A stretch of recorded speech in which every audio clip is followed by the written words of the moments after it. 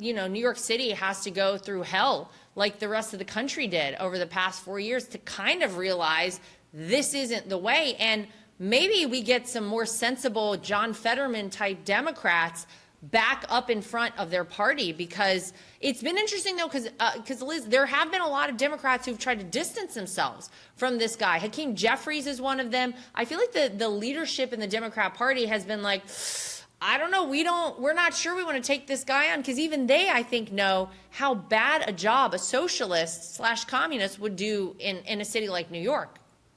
Yeah, it's weird. You're watching those that still have like a little dignity left, and then the rest of the Democrats that are just like totally ready to throw it all away just to score some political points. I mean, you look at Chuck Schumer, who prided himself on being this like big Jewish Democrat. He's the guy that your father-in-law very correctly calls his favorite Palestinian senator. But the fact is, he had no issue to put out a tweet of support from Mamdani after this. But we know how he feels. We know very much that he's personally terrified of this, because that means that AOC could destroy him. We know that this means that we were right about the Democrat Party, and he now has to deal with voters who are proud socialists in his own party and will not be supporting him. We know that he's embarrassed and terrified that he has no place left in his own party that he's been a leader in for so long. But even he decided to throw all his dignity out the window and go out there and say that this is the guy and he's proud to support him. Bill Clinton said the same thing. There's some lower level people on the left that I think are just kind of hopeful that if they stand up and enough people rally against him, that they'll be able to save their own party and their own futures.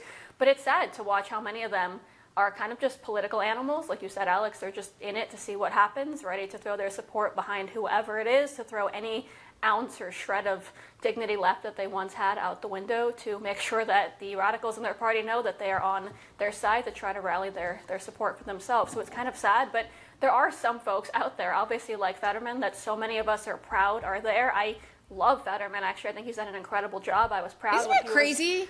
Isn't this crazy that we're such fans now? I'm a John Fetterman fan. I don't even know what to say anymore. And Alex, the fact that I've come to this conclusion is I am most shocked of anyone, because even like a year ago, I think a lot of us really wondered about John Fetterman. This is the most rational voice right now in the entire Democrat Party, as far as I'm concerned. Sure. So, but here's what's interesting about Fetterman is that obviously he's the best in terms of what he says, and he's fascinating to follow. But he ends up voting improperly every time. Like, he votes for on the wrong side every single time. So he's only really marginally better than Chuck Schumer. And we all like him more, but his voting record is basically the same. And that's why I'm behind a Mamdani type candidacy, because at least Mamdani says the quiet part out loud. At least he says the things that all the Democrats secretly believe. They don't like Israel. They are communists. They are socialists. They don't like guns. They want to take your guns. They want to force equality down all of our throats. And it's and that type of stuff is welcoming. I'm welcoming it, because I don't like the lying. I don't like the idea that you have these Democrats who act as though they're not pandering to an anti-Semitic base, which they have been for years, when they really are. Like, this guy's out there and he's entertaining questions at his rallies about whether or not Israel should exist. We all know that they think that way behind closed doors. Let's just say it openly. And that's the whole thing about why Fetterman is still a frustration to me, even though I love tracking him at Breitbart. Matt Boyle, our Washington bureau chief, just had dinner with him in D.C. And, we had great content from it, but he still votes wrong. And that's an issue. What did he get at dinner? Do we have intel on that? That's a great question. It was a fancy place too. I don't know.